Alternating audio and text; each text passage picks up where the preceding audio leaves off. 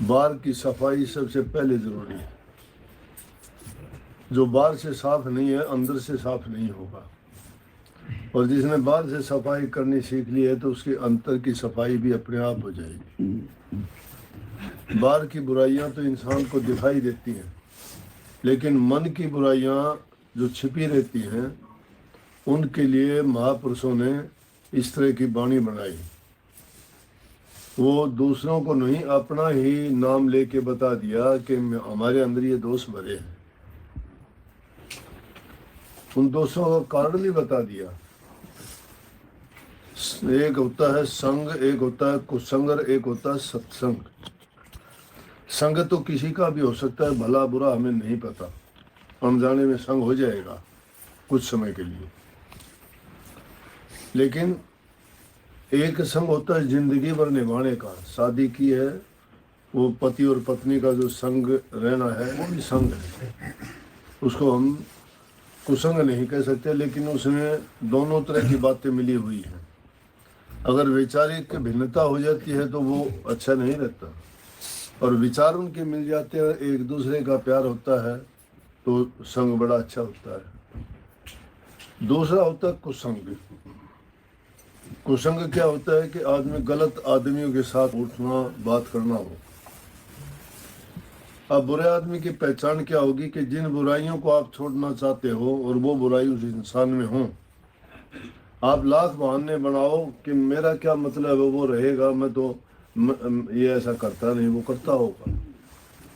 लेकिन जो आदमी बुरे का संग करेगा वो उससे बच नहीं सकता,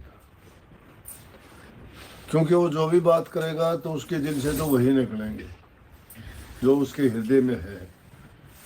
तो एक बुरे आदमी के हृदय में अच्छाइयाँ कभी नहीं होती, उसके पास इधर उधर की ऐसी बातें होंगी जो इंसान के विचारों को दूषित और खराब कर देंगी। सुनते सुनते इंसान वैसा हो ही जाएगा, इसलिए कुसंग से बचना चाहिए। तीसरी चीज है सत्संग। उन बुराइयों से भी बचने के लिए, संग को भी अच्छा बनाने के लिए, संग पारिवारिक को निभाने के लिए सत्संगों में सबसे पहली चीज है कि इंसान अपने घरों में प्यार प्रेम जो शांति रखता है, इन बुराइयों को त्याग देता है, कुसंग से दूर रहता है, खान पान उसका शुद्ध और पवित्र है, नेक कमाई का है, किसी को दुख कष्ट नहीं देता है, और जितना उससे बन सकता है किसी गरीब की, भूखे की, जरूरतमंद की सहायता और मदद करता है, वो इंसान इंसानियत से भी ऊंचा उठ जाता है। उसके हृदय में फिर कोई पाप कपट नहीं रहता, क्योंकि उसको बोध हो चुका है कि अच्छा करने का परिणाम अच्छा होगा। और एक बार जो इंसान अच्छा करने की आदत डाल लेता है ना, तो उसको वो नियम बन जाता है, वो कभी बुरा कर नहीं सकता। इंसान को अच्छा और बुरा जब खुद को लगता है, जब वो किसी चीज को मानता और छोड़ता है। मैं लाख प्रचार आपके सामने करता रहूं कि भाई तुम ये बुराई है छोड़ दो छोड़ दो, लेकिन जब तक तुम नहीं छोड़ोगे, मैं कहता रहूं, मैं कितना ही आपको कहो ये चीज अच्छी है या इस चीज को अपनाओ अपनाओ, जब तक आप नहीं अपनाओगे तो कैसे वो नहीं मानी जाएंगी, नहीं आएंगी वो अच्छाइयाँ आप में। तो इसलिए उन बातों को हृदय में रखने की, और अपना जो कपट है हृदय का, बाहर का तो दूर कर दोगे। अब इंसान का पता तो नहीं लगता कि कैसा है। अब जिनको कहते हम ठग कहते कि ठग है, ये ठग क्या होता है, वो दिखावा कुछ करता है, हृदय में कुछ और होता है। वो नहीं दिखाता ना, बात बाहर से बड़ी मीठी बात करेगा, तुम्हारा मित्र होगा, दोस्त होगा, लेकिन हेरा फेरी करके तुम्हें ठग लेगा। तो उसके हृदय का तो नहीं पता चला ना कैसा है वो। तो जो बाहर से कुछ दिखाई देता है, अंदर में कुछ होता है, जब तक अंदर में सुधार नहीं होता तब तक उसका कपट बुराइयां नहीं निकल सकती, और वो भक्ति के काबिल नहीं होता।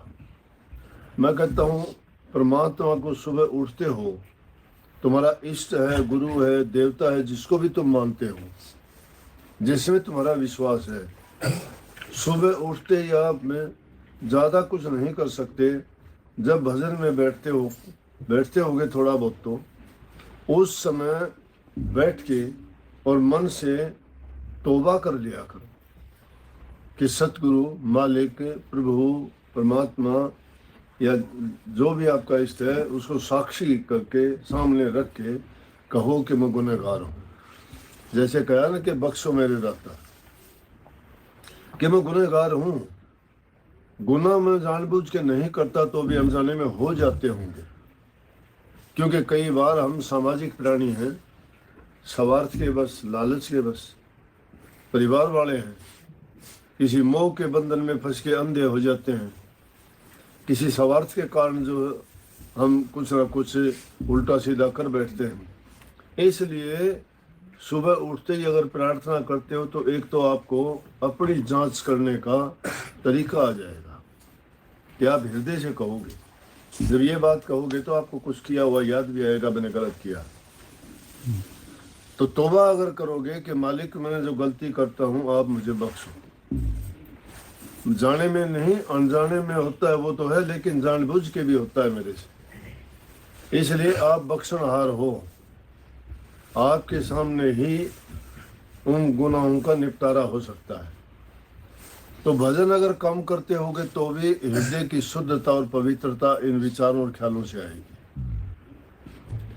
एकांत में बैठने से कभी सोचते हो कि मन में कुछ चलता रहे और ध्यान और भजन का नाम लेके हमारा एकांत का बहाना भी बना लें और मन हमारा दौड़ता रहे, वो काबू का ही नहीं है, कुछ विचार करें। हमेशा अपने विचारों को संयमित रखें, उन पर संयम रखें। जब भी इधर उधर भागते हैं तो ख्याल करो कि गलत रास्ते पे जा रहा है। जीवन को शुद्ध और पवित्र जब बना लोगे, इससे बढ़ के भक्ति कोई नहीं। और एक बार इंसान जो अपने विचारों को गिरा लेता है तो उसकी गिरावट का भी कोई ठिकाना नहीं रहता, वो कहाँ तक गिर जाएगा।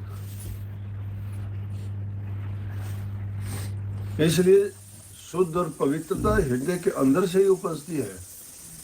तुम्हारी भक्ति भी, तुम्हारा प्यार भी, तुम्हारी नफरत भी, तुम्हारी ईर्ष्या भी, ये सारी की सारी चीजों की जन्मदाता हमारी जन्म सथली हृदय है। अगर मन पवित्र तो सब कुछ पवित्र हो जाता है। तो ये देख के मुझे बहुत खुशी होती है कि देखो कितने ये छोटी मोटी चीजें हैं जो हमने बाहर की लगा रखी थी, तो सब की सब अब किसी में नहीं है। लेकिन it is never too late to mend. सुधार के लिए कभी लेट नहीं होता, कभी भी सुधार कर लो। तो ये चीज तो बहुत जरूरी है कि आदमी जो इन चीजों को, अब रोजाना मिलके तुम वाणी का पाठ करते हो, कोई आदमी इस नियम से भी जो बंध जाता है, एक दिन जो नहीं आता तो उसको लगेगा कुछ खो गया है। अपने आप को मानता है कि मैंने गलत किया है, मानते हो कि नहीं? आपको बोध हो गया कि हाँ मुझे जो करना चाहिए था वो नहीं किया। तो ये चीजें दुनियादारी की जो काम हम करते हैं करने चाहिए। अच्छे करो, जरूर करो, अच्छे करो। तो टाइम पे उठते हो, टाइम पे सोते जागते हो, घर परिवार में बच्चों का लालन पालन अच्छी तरह करते हो, ये हमारा गृहस्थ का नियम है, वो निभाना चाहिए। माँ बाप की, बूढ़े बुजुर्ग की सेवा किया करो, उनको इज्जत और मान दिया करो। उनका दिल जो खुश होगा वो तुम्हें आशीर्वाद जो देंगे वो फलीभूत होगा। अगर तुम्हें रोग तकलीफ या कोई भी बीमारी होगी, अगर उनके पास जाके तुम्हें आशीर्वाद ले लोगे, वो दिल से, सच्चे दिल से तुम्हें आशीर्वाद दे दें, तुम्हें रोग और बीमारी भी नहीं रहेगी। उनके वचन में उनके हृदय की शक्ति जो मन से तुम्हें आशीर्वाद दे देंगे, खुश होगे। अब उनको कभी बेचारों को तड़पता हुआ छोड़ते हो, संभालते नहीं, ना टाइम पर खाना देते, ना उनका दुख दर्द पीड़ा पूछते हो कैसे हैं वो, बेचारा मन में सोच के बैठे रहते हैं। और फिर एक दिन जाके तुम अगर उनके चरण पकड़ के उनसे आशीर्वाद लेना चाहो तो आशीर्वाद थोड़ा होगा। उनके मन में तो पीड़ा है, दुख है, वो दुख भरी आशीर्वाद क्या जबान से बुखाया, कुछ नहीं करे। लेकिन उनकी पूजा करके तुम दूसरे देवताओं को, गुरु को, इष्ट को मनाते हो, घर में बैठे इसको क्यों नहीं मनाते?